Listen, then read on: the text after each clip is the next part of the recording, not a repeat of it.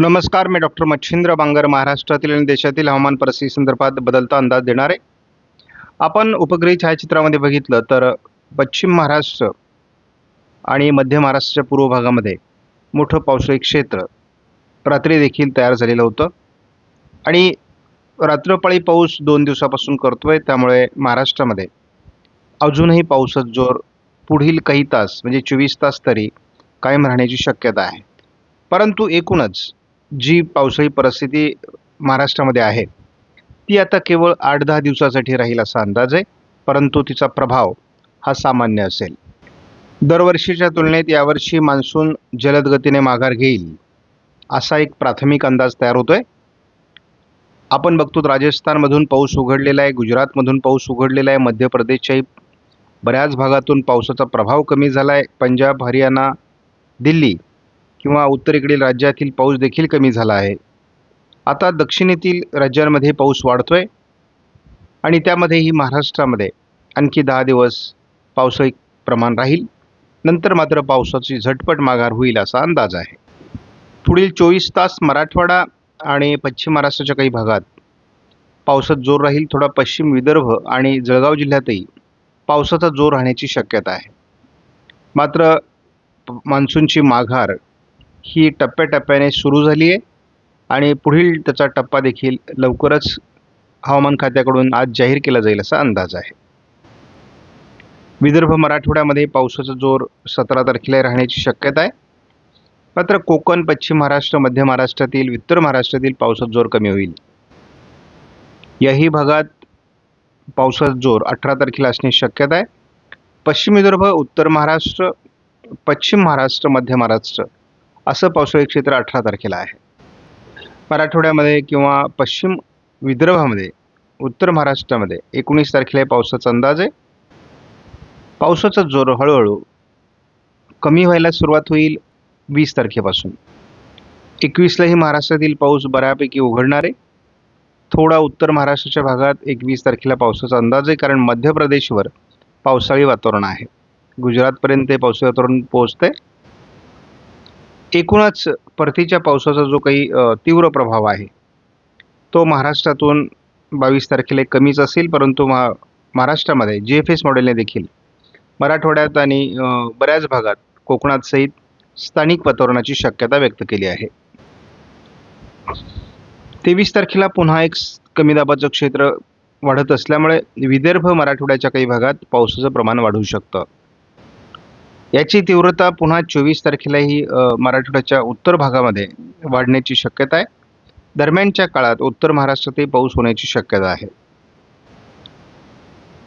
25 तारखेपासून केवळ विदर्भ आणि मराठवाड्याच्या उत्तरेकडील भागात पाऊस असणारे, दक्षिणेकडून पाऊस उघडण्याची शक्यता आहे. परंतु मध्य प्रदेश, गुजरात, छत्तीसगड या भागात जोपर्यंत पाऊस आहे तोपर्यंत मान्सूनचा परतीचा प्रवास रोखला जाईल. महाराष्ट्रातील पावसाचं प्रमाण आता हळूहळू कमी होत जाणार आहे आणि जी अतिवृष्टीची तीव्रता महाराष्ट्रामध्ये सर्व मॉडेल दाखवत होते त्याचं प्रमाण आता कमी होण्याची शक्यता आहे. पुढील 24 तास अजूनही पश्चिम महाराष्ट्र, मराठवाडा, पश्चिम विदर्भ, मध्य महाराष्ट्र, दक्षिण कोकण या विभागात पावसाचा जोर राहणार आहे. 17 तारखेला देखील पूर्व मराठवाडा, पश्चिम विदर्भ आणि पश्चिम महाराष्ट्राच्या दक्षिण कोकणाच्या काही भागात पावसाचा अंदाज कायम आहे. 18 तारखेला थोडं जळगाव जिल्ह्यामध्ये पाऊसमान चांगलं राहण्याची शक्यता आहे. बाकी दक्षिण मराठवाडा, पश्चिम महाराष्ट्र, दक्षिण कोकणात देखील 18 तारखेला पावसाचा अंदाज आहे.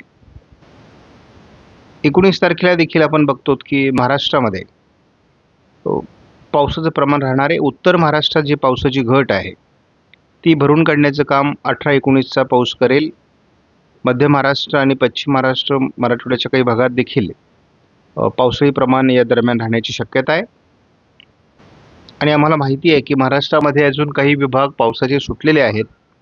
त्यामुळे या पावसाच्या विभागात देखील मान्सूनचा पूर्ण परतीचा प्रवास होऊपर्यंत किंवा निरोप घेऊपर्यंत पाऊस होणार आहे.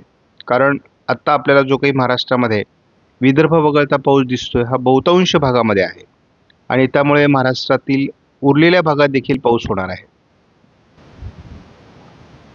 21 तारखेपासून महाराष्ट्रातील आणि देशातील मान्सूनची परतीच्या प्रवासाची गती वाढणार आहे. तरी देखील आपल्याला 22 तारखेला महाराष्ट्रात सर्वदूर अतिशय चांगला पाऊस होताना बघायला मिळेल. 23 तारखेला देखील महाराष्ट्रामध्ये मध्य महाराष्ट्र, पश्चिम महाराष्ट्र,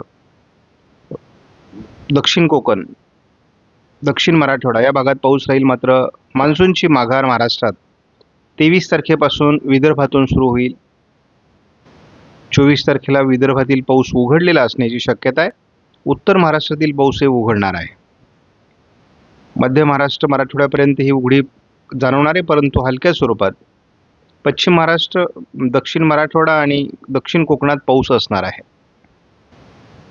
25 तारखेला केवळ कोकणामध्ये हलक्या सरी होण्याची शक्यता आहे. 26 तारखेला तसा महाराष्ट्रातील पाऊस उघडलेला असणार आहे. 27ला हे महाराष्ट्रात पावसाची उघडीप आहे. त्यामुळे 26-27 पासूनच महाराष्ट्रातील मान्सून बऱ्यापैकी माघार घेण्याची शक्यता आहे. 28ला केवळ ढगाळ परिस्थिती, तुरळक पाऊस अशी परिस्थिती महाराष्ट्रामध्ये राहील. परंतु मान्सूनचा जो प्रभाव आहे तो संपण्याच्या मार्गावर आहे. 29लाही महाराष्ट्रात पाऊस असणार नाही, परंतु नवीन सिस्टम जी वादळी तयार होणार आहे ती पूर्व भारताकडून पुन्हा भारतावर सरकण्याची शक्यता आहे. आणि त्यामुळे भारताच्या बऱ्याच भागात म्हणजे पूर्व भागामध्ये मोठे ढगफुटी सदृश्य पाऊस होणार आहे. आणि त्याचा एक परिणाम आपल्याला पूर्व विदर्भामध्ये जाणवण्याची शक्यता आहे. त्यामुळे मान्सूनच्या परतीच्या प्रवासामध्ये आणखी काही अडथळे निर्माण होऊ शकतात का हे आपल्याला बघायचे. आणि हा पाऊस देखील मध्य प्रदेश, बिहार, उत्तर प्रदेशपर्यंत किंवा झारखंड, ओरिसा, छत्तीसगडपर्यंत अतिशय मोठा पाऊस देणार आहे. त्यामुळे महाराष्ट्रातही या पावसाचा किती प्रभाव पडतो हे आपल्याला बघायचे. मान्सूनचा परतीचा प्रवास झाल्यानंतर जी वादळी परिस्थिती निर्माण होते ती अवकाळी स्वरूपाचे पाऊस असतात, हेही आपल्याला लक्षात घ्यावं लागणार आहे. मात्र पूर्वेकडील मान्सून काही काळ परतीचा प्रवास करताना अडथळा निर्माण होऊ शकतो.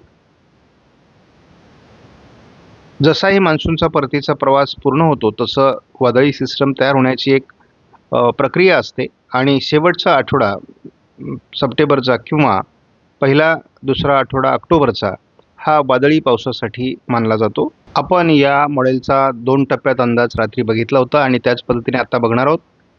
अजून मराठवाडा, पश्चिम महाराष्ट्र, मध्य महाराष्ट्र आणि कोकण या विभागात पावसाचा जोर राहणार आहे. उत्तर महाराष्ट्रात जोर काही अंशाने कमी होईल. विदर्भातील जोर देखील काही अंशाने आता कमी होण्याची शक्यता आहे.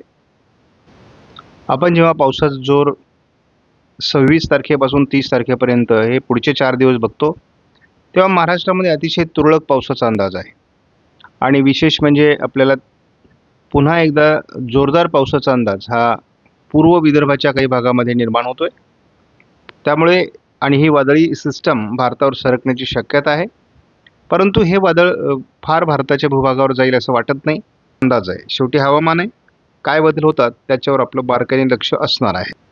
आजपासून मोठे पाऊस हे अतिशय तुरळक भागात होतील, परंतु बीड, लातूर, धाराशिव, परभणी, नांदेड, सोलापूर विभागात आज थोडा दुपारनंतर पावसाचा जोर वाढणं अपेक्षित आहे.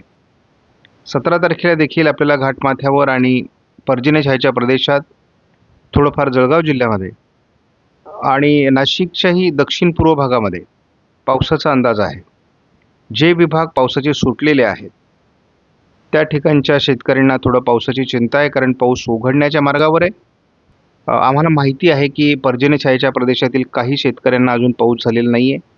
जळगाव जिल्ह्याचा काही भाग आहे, नंदुरबार, धुळ्याचा काही भाग आहे आणि थोडा सोलापूरचाही भाग आहे.